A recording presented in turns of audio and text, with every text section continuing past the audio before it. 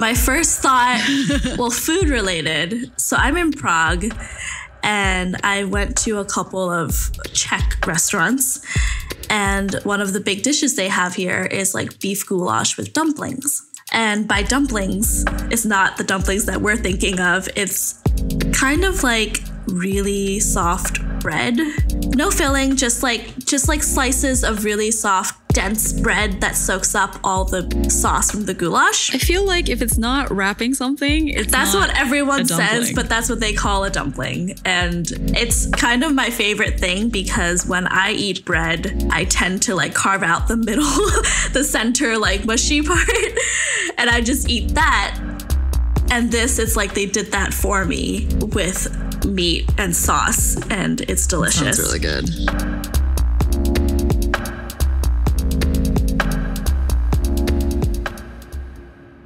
Joan Wong worked at Penguin Random House in New York for the past 5 years as a book cover designer.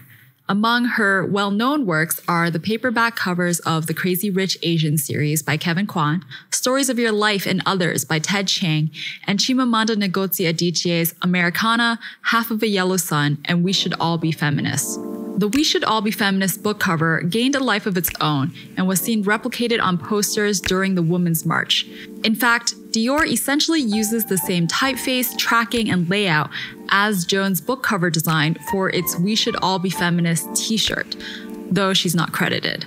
Joan was on track for a successful career as a book cover designer, the kind of career that includes winning awards, being on panels, and having authors actively request her work for their publications. Of course, all of that can still happen. She could easily have stayed at Penguin Random House, following similar trajectories as heavyweight book cover designers like Chip Kidd and Peter Mendelsohn. And this path has its attractions: a secure paycheck, steady, rewarding work, and industry recognition.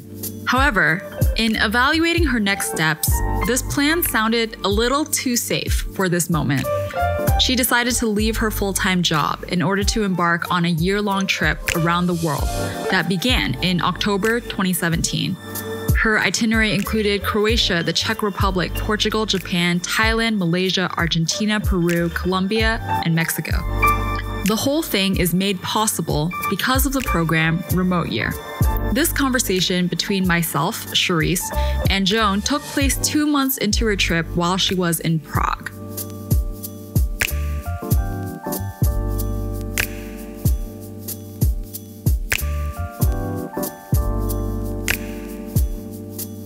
Remote Year is a program that allows people who can work remotely to live in a different city every month. They set you up with a place to live and a place to work and flights in between each city. Did you have any expectations about what Croatia would be like? How would you describe it to me? Split was a small town. We stayed right by the ocean, the Adriatic Sea. It is a beach city. I think what I expected was more touristy. It was very touristy, but I was expecting touristy in the sense like the way Cancun, Mexico was very touristy, with like white sand beaches and a lot of beach umbrellas and people hanging around. But it was no big hotels, just small buildings. And the biggest difference is the beaches were full of little pebbles instead of white sand, which it doesn't seem to make them very good beaches. You would think, except I actually found it really convenient because sand wouldn't get everywhere. So you can have the beach experience without the messiness of the sand.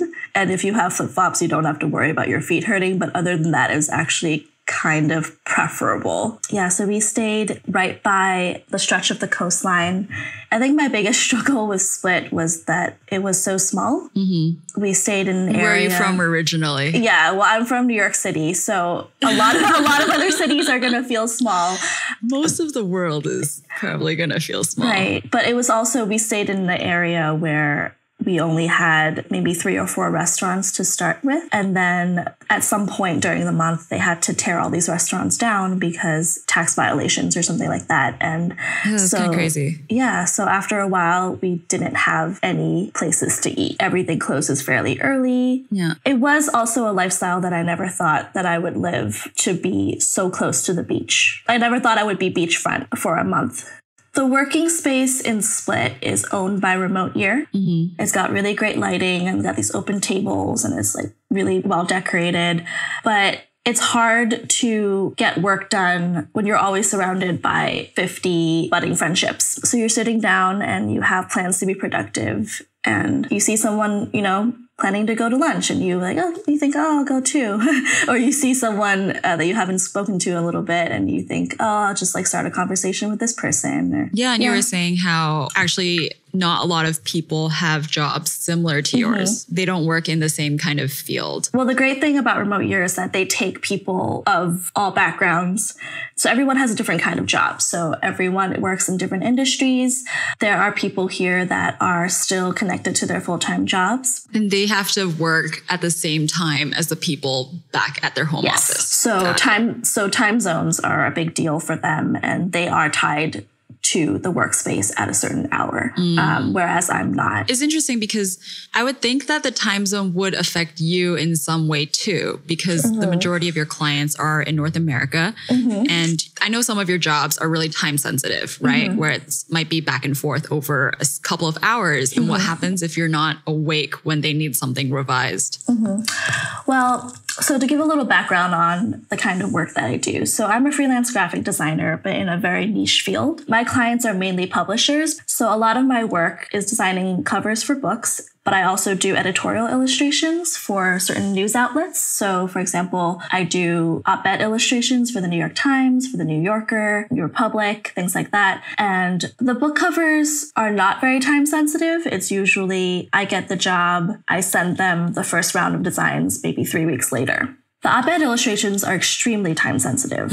So the way it works is usually someone from, for example, the New York Times contacts me and they give me a little bit of information on what the article is going to be about. They ask about my availability and they need to know in 15 minutes. I need to respond to that email in 15 minutes for me to get the job. I did not know that. Yeah. And there are times even when I'm back home in the same time zone where I'm not constantly checking my email and I would miss a job. You could be out at lunch and you'd miss it. I could. Exactly. If I am available and I respond in time, they usually want to see sketches in the next 3 hours, and then they want to have the final 3 hours after that. So it usually is at least a 24-hour turnaround.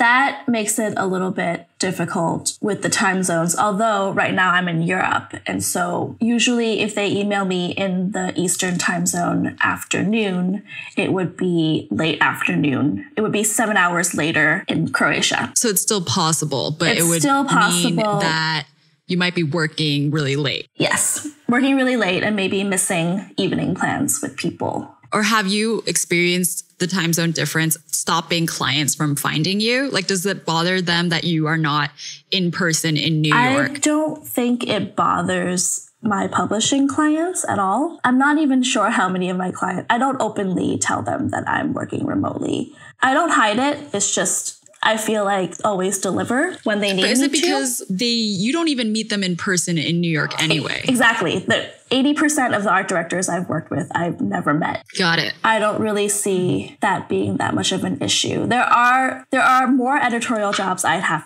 had to turn down because of the time difference, which is a shame. Have you thought about trying to find work locally? Well, where are you right now? I'm in Prague, Czech Republic. Right. So has it occurred to you to find work in Croatia or Czech Republic or wherever you are next? Or is that kind of not the intention? I haven't proactively done that.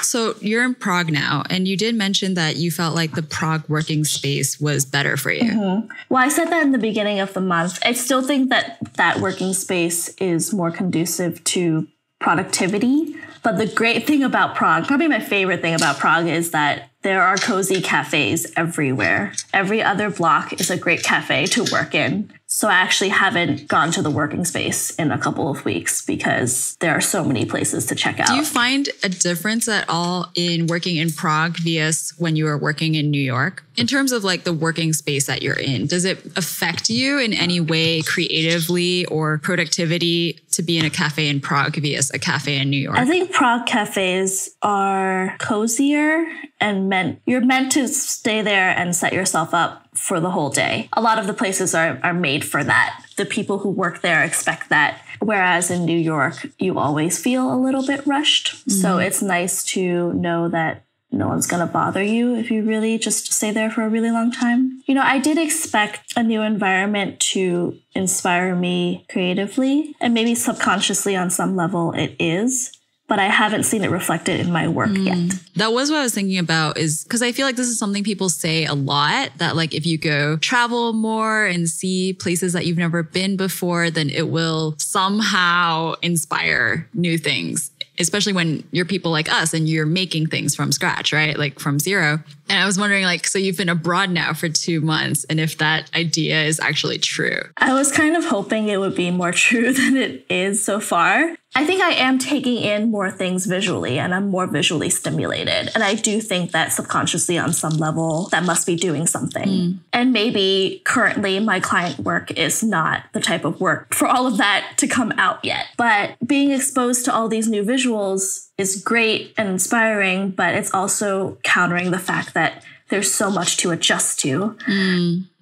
I think part of creativity, yes, is the inspiration, but it's also, you need to be at a certain level of comfort, and you're just constantly being pushed to be in a new environment. You have to adjust to, you know, I used to work on an iMac versus now I work on a laptop. I don't have all the tools that I need readily available because I used to work in an office space, and, you know, the scanners and the printers are all there. And now it's just a little bit more of a compromise. Everything around me, the people around me, it's all a little bit different. And all of those little things add up to suck up a lot of your energy. Yeah. And I'm assuming that must affect my work ethic as well. Of course. Like there's obviously comfort in having the same desk, right? Like there are cons to full-time working, but definitely a pro is that you get to make your workspace perfect. And now your workspace is, especially because you find like working in cafes is easier, your workspace literally changes every day. Like the view, the people who are next to you. I'm kind of hoping that adjusting to new workspaces would start to feel normal for me. And maybe it's too simplistic of me to suggest that, oh, you take a weekend trip to Amsterdam and then the Amsterdam scenery immediately translates itself in your work. That's definitely something out of a TV show, right? Yeah. And the reality of the way inspiration works is more complicated than that. Also, the reality of my work is that you would love to just, I saw a lot of really interesting architecture in Amsterdam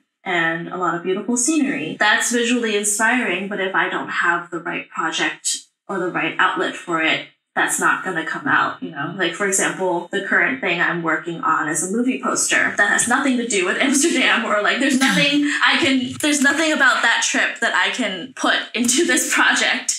And so maybe the key is to either work on a personal project or maybe do something for each city. Well, yes, like I would want to encourage you to do personal projects related to how you're traveling.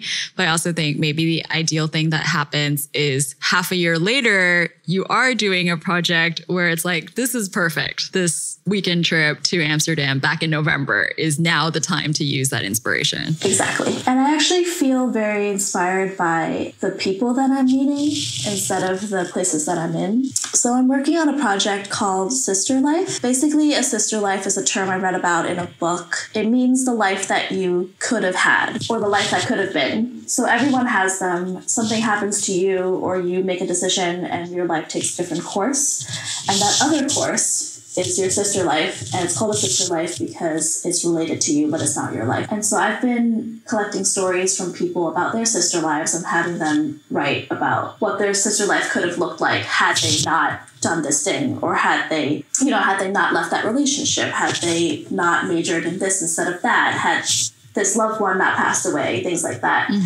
You know, I recently took a trip to Berlin and I stayed in the hostel. I met some people there and I've been asking them to contribute. And I already got some contributions, but also everyone, after me pitching this idea, has shared their story verbally with me on some level. And it's always interesting. It's also just the best way to really connect with someone because they're sharing something personal with you. All right, to speak a little bit more about Remote Year and the people that you've been meeting.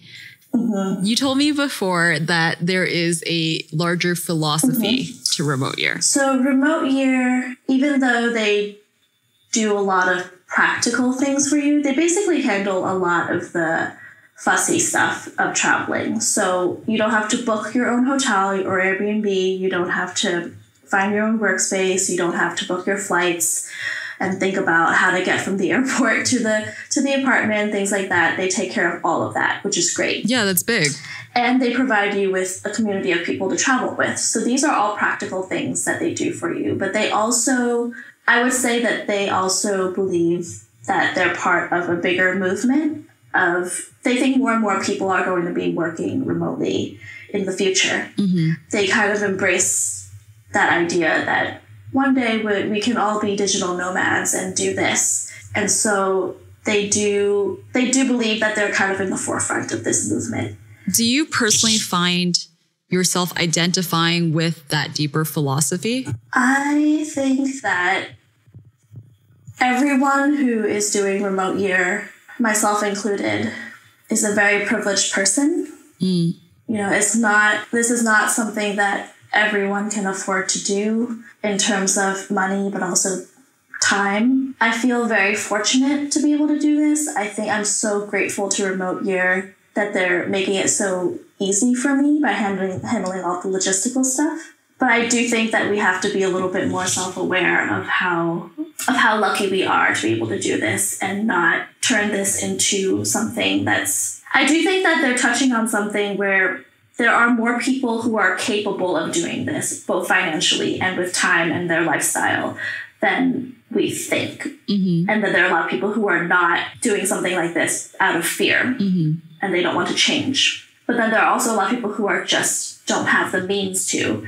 And so I fear that if we normalize this too much, it's excluding people. Maybe it's not the idea that Remote Year is a normalization of remote working that's dangerous, but it's the idea that this is a better lifestyle, that the person who is willing to take a leap and do Remote Year is somehow more courageous, or do you know what I mean? Like more adventurous, or just somehow this adds value to you as a person. Mm-hmm. I think that's like kind of what you're talking about, is potentially dangerous about really pushing this idea. Mm-hmm. Yeah. And obviously there's definitely value in travel and to take leaps and take risks. I just think I feel this way too when I get to travel as well. I mean, I'm not traveling for a year like you are, but even just traveling for 2 weeks, or I'm joining you, right, in Japan for a month. Like I'm really aware that me being able to do that is not something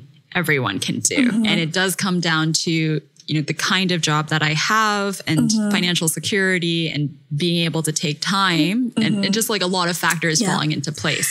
And you're right about what you said before. Like, I think it's important to, like, you chose to take this risk. It's paying off for you. I think you can pat yourself on the back a little bit for like making that big lifestyle change, because it is very brave, but also you don't want to get to a point where you feel like, well, this life that I'm living is better than the life of people who are staying put, because everyone has their own situation. Everyone's finding their own way. I think just stay humble and count your blessings. Yeah. And I think also as a creative person, as much as like I want for you to be inspired by your travels, I also don't want for you to be like reliant on that. You should be able to be equally as creative if you never leave New York, or if you never leave home.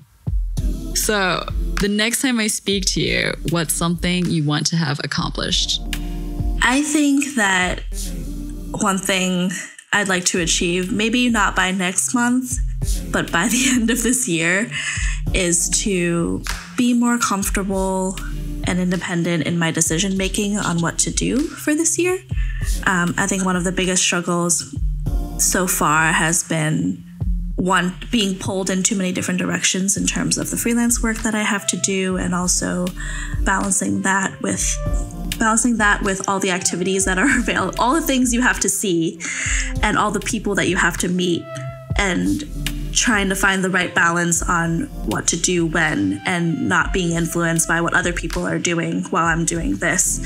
I'd like to be a little bit more self-assertive in terms of yeah, like today I have to work, and so I'm going to work. I don't care what you guys are doing. This is what I need to do for myself. Or even just like tomorrow, maybe I've done a lot of group activities, and maybe tomorrow I need to take the day for myself. Even if there's a party going on, even if there's something really cool that a bunch of people are doing, I'm choosing to take care of myself and have some alone time to stay at home and read or something. Yeah. I've been sort of doing that, but I don't think I've been doing that enough. And I've been doing it with a lot of guilt, feeling like I'm missing out on things. And I'd like to not feel guilty and just think this is what I need to do for me. And that's that.